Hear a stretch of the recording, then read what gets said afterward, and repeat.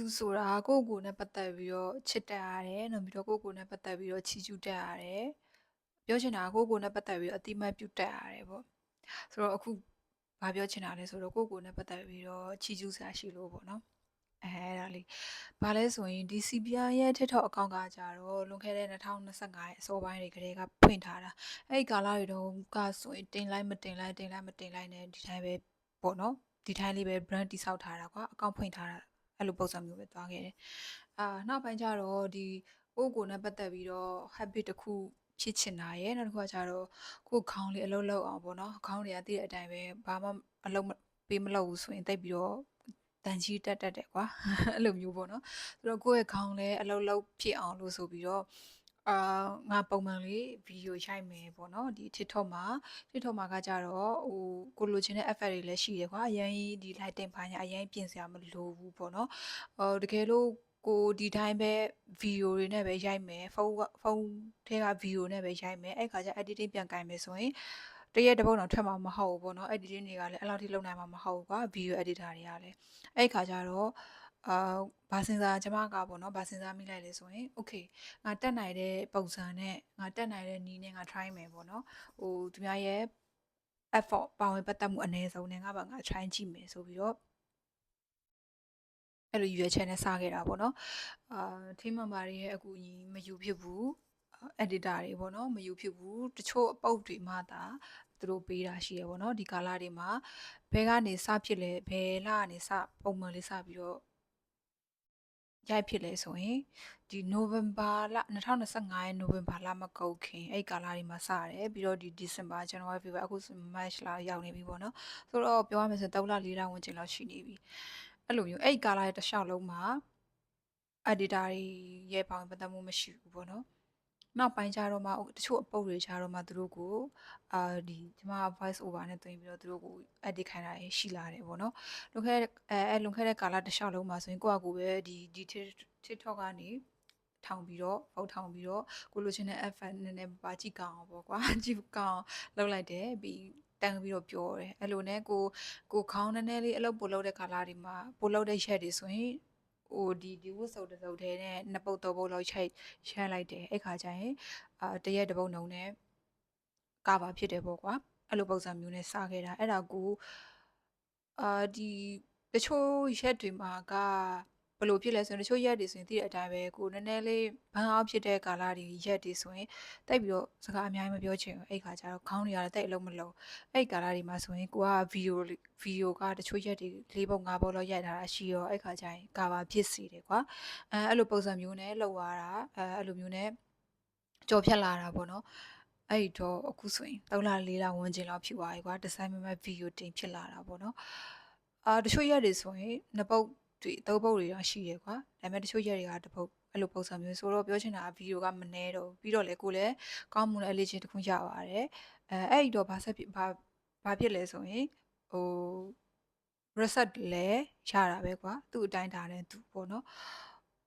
အရင်တော့ဆိုရင်view တွေကတက်လိုက်ကြလိုက်ပေါ့နော်ဒါပေမဲ့အခုဆိုရင်အမြဲတမ်းအဆင်ပြေတယ်ကွာဒီပုံစံပေါ့နော်ဥမာ300 view က300အထက်ဒါမှမဟုတ်200အထက်အဲ့လိုပုံစံလေးကလည်းပတ်နေတယ်ပေါ့နော်ပြီးတော့ follower တွေဆိုရင်လည်းတိုးလာတယ်ကိုသတိထားမိတဲ့သူတွေလည်းရှိလာတယ်အနည်းဆုံးတော့ကိုအဲ့ဒါလေးရခဲ့တယ်ကွာဟုတ်တယ်မလားဘာမှမတင်တာထက်ကိုဘယ်သူမှသတိမထားမိတာထက်ဆိုင်ပြီးတော့ဒီ follower တွေလည်းဒီတိုင်းပဲပြစ်ထားမိတာထက်ဆိုင်အခုကကြတော့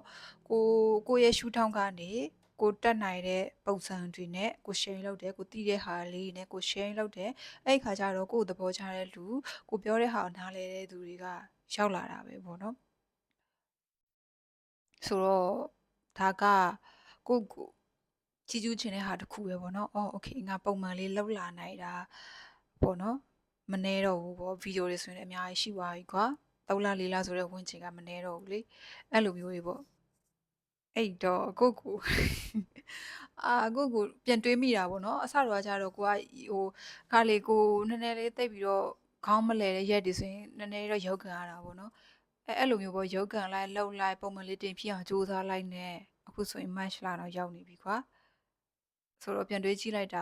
ငါတော်တော်ကြိုဖြစ်လာနိုင်ခဲ့ပြီပဲငါပုံမှန်လေးလှုပ်လာနိုင်တာ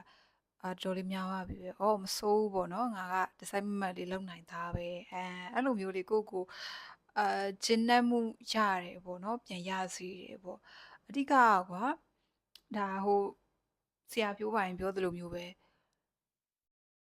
အဲ့လိုမျိုးပေါ့နော် creator တွေပေါ့ဗီဒီယိုတွေပါတယ်တင်ဖို့ brand တွေပါတယ်တည်ဆောက်ဖို့ဆိုရင်ဗီဒီယိုတွေပါတယ်တင်ဖို့ပေါ့နော် YouTube မှာဘယ်သူမှကိုယ်မကြည့်ဘူးဆိုရင်တော့ဘာဖြစ်လဲတဲ့အနည်းဆုံးတော့ဘယ်လိုပြောရမလဲမရှုံးဘူးလေတဲ့ကိုယ့်အတွက်မရှုံးဘူးကွာဘာလို့လဲဆိုရင်ကိုကနေ့တိုင်းဗီဒီယိုတင်တယ်ပေါ့နော်ဗီဒီယိုတင်တော့ဘယ်သူမှကြည့်ရသူမရှိဘူး like တွေလည်းဘယ်သူမှပေးတဲ့သူမရှိဘူးဆိုရင်တော့ဘာဖြစ်လဲတဲ့နေ့တွေကြာတစ်နှစ်ပြည့်သွားတဲ့အခါကျရင်တဲ့ကိုယ့်ရဲ့ YouTube channel မှာပြန်ကြည့်တဲ့အခါကျရင်ငါပြောလာခဲ့တဲ့ဟာအများကြီးပဲဒီကာလတွေတော့ငါဒါလေးတွေသိခဲ့တာပဲအဲ့ခါကျတော့ဘယ်လိုပြောမလဲ knowledge အပိုင်းတွေလည်းတိုးတက်လာတယ် quiz ကေနဲ့ပတ်သက်ပြီးတော့လည်းတိုးတက်လာတယ်စကားပြောစွမ်းရည်တွေအစာကွာအကုန်လုံးတိုးတက်လာတယ်ကွာအဲ့တော့အရှုံးမရှိဘူးပေါ့နော်ပြောချင်တာဘယ်သူမှကိုအားပေးမဲ့သူမရှိဘူးဆိုရင်တော့ဘာဖြစ်လဲပေါ့နော်အဲ့လိုမျိုးကွာအဲ့လိုပုံစံမျိုးနဲ့ပေါ့နော်ဒီ TikTok ကိုဗီဒီယိုစားရိုက်တဲ့အချိန်တော့လည်းအဲ့လိုစိတ်နဲ့ပဲထားတာအဓိကကငါဒီဟာကိုဘယ်လိုပေါ့အောင်ဘယ်လိုပြောရမလဲလူတွေကငါ့ကိုကြိုက်အောင်ဘယ်လိုလုပ်ရမလဲဆိုတဲ့ပုံစံနဲ့စခဲ့တာမဟုတ်ဘူးဗီဒီယိုအစောပိုင်းတွေမှာဆိုရင်လည်းကြည့်လို့ရတယ်ကွာကိုပြောချင်တဲ့ဟာပြောဖို့ကိုပုံစံနဲ့ကိုပြောဖို့ဆိုပြီးတော့တချို့ဗီဒီယိုတွေမှာတော့ပြောတာရှိတယ်ပေါ့နော်ကိုပုံစံနဲ့ကိုသွားဖို့သူများလိုက်ပြီးတော့မ copy ဖို့ဆိုပြီးတော့တချို့ content တွေမှာတော့ရှိတယ်ပေါ့နော် share ထားတာအဲ့လိုပုံစံမျိုးပဲကျမလည်းဒီဗီဒီယိုတွေ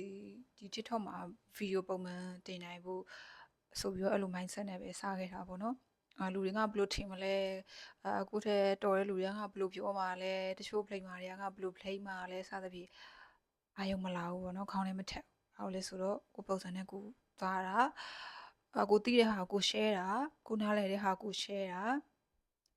ကိုပြောတဲ့ဟာနားလည်တဲ့သူတွေကဝင်နားထောင်လိုက်မယ်နားမလည်တဲ့သူကကြတော့ကြော်သွားလိုက်မယ်ဆရာကြီးလှုပ်ချင်တဲ့သူတွေကကြတော့လေမျက်ဆောင်ထိုးလိုက်မယ်ပေါ့နော်ဒါတော့သူတို့အပိုင်းကို့အပိုင်းနဲ့ကိုဒီဇိုင်းမမတ်လေးလောက်ပါဖို့ပဲလေအဓိကဟုတ်တယ်မလားအဲ့ဒါလေးပေါ့နော်ဆိုတော့ပြောချင်တာကပေါ့နော်ဗီဒီယိုတစ်ပုဒ်မှာရှိတယ်ပေါ့နော်မတင်ရသေးဒီဝတ်စုံနဲ့ပဲပြောတာဒီမတန်ခင်ကပြောထားတဲ့တစ်ပုဒ်ရှိတယ်ဘာလဲဆိုတော့ဒီခိုင်နေနေစဉ်းစားလောက်မယ်မမေ့ပြီဘာလဲဆိုတော့ဒီအကြီးတွေမမျော်လင့်သေးနဲ့ပေါ့နော်ဒီအလေးအကျင့်သေးသေးလေးတွေကနေအရင်ဆုံးတိဆောက်ဘယ်အရာပဲလိုချင်ပေါ့နော်ဒီခြေလမ်းသေးသေးလေးအလေးအကျင့်သေးသေးလေးတွေကနေစတာကြီးပဲအဲ့လိုမျိုးပေါ့နော်တချို့တွေကကြတော့အဲ့ရစောစောထားမယ်ဆိုပြီးတော့နေ့တိုင်းတော့မထားနိုင်သေးဘူးတချို့တွေကကြတော့နေ့တိုင်းပို့တင်မယ်ဆိုပြီးတော့ပုံမှန်မတင်နိုင်သေးဘူးဆိုတော့အဲ့လိုမျိုးသေးလေးကိစ္စသေးမွားလေးတွေတောင်ကိုကပုံမှန်လေးမလုပ်နိုင်သေးဘူးဆိုရင်ကြီးမားတဲ့ဟာတွေရဖို့ကနည်းနည်းဝေးအောင်မယ်လို့ပြောချင်တာပေါ့နော်ဆရာကြီးလောက်တာမဟုတ်ဘူးကွာကိုကဘာလို့အခုပြောလဲဆိုရင်ကိုယ်တိုင်လုံနိုင်လို့ပြောတာလေဟုတ်တယ်မလားနိုင်လေမတက်နိုင်ဘူးကွာဒါကနာအောင်လည်းပြောတာမဟုတ်ဘူးကိုဒီလိုမျိုးပြောအားရှိတာကကိုယ်တိုင်ကလုံနိုင်လို့လေဟုတ်တယ်မလားအဲ့လိုပုံစံမျိုးပေါ့နော်ကျမကကြတော့လေကိုတော့ဒါကအံ့ဩစရာတော့မဟုတ်ဘူးပေါ့နော်ကျမအတွက်ကဘာလို့လဲဆိုတော့လွန်ခဲ့တဲ့2024မဟုတ်2023 2023လောကဆိုရင်ဒီလုပ်ငန်းခွင်တစ်ခုမှာရှိခဲ့တာကွာအဲ့ဒီကာလတွေတော့ဆိုရင် content နေ့တိုင်းရှိတယ်တရက်တစ်ပုတ်နေ့တိုင်းရှိတယ်အဲ့တစ်နှစ်ဝန်းကျင်လောက်ရှိတယ်ဆိုတော့ဒါကကိုယ့်အတွက်ကလောကဝမ်းသာစရာတစ်ခုဆိုတာထဲတောင်ဘယ်လိုပြောရမလဲမသိဘူးပေါ့နော်ဂုဏ်ယူစရာကောင်းတဲ့အချက်တစ်ခုပဲကွာပြီးတော့လည်းသူများတွေဒီနိုင်နဲ့ချီကြားတဲ့ record တွေကိုဘယ်သူမှနားမထောင်နိုင်ကိုကအဲ့ဒါတစ်နှစ်ဝန်းကျင်လောက်တစ်နှစ်ကျော်လောက်အထိနားထောင်ပြီးတော့လောက content reproduction content တွေပြန်ထုတ်တာပြန်ရေးတာပြန်စီတာအဲ့ဒါကိုနေ့နဲ့ချီကွာအဲ့လိုမျိုးဆွဲမြဲတဲ့အကျင့်တွေရှိခဲ့တော့ကွာဒီလိုသေးလေးခုနကပြောတဲ့ဒီ view 3လ4လလောက်ဗီဒီယိုတွေတင်နိုင်တယ်ဆိုတဲ့ဟာလုပ်နိုင်တယ်ဆိုတဲ့ဟာကျွန်မအတွက်ကတော့အရင်တော့မထူးခြားပါဘူးပေါ့နော်ပြောချင်တာ okay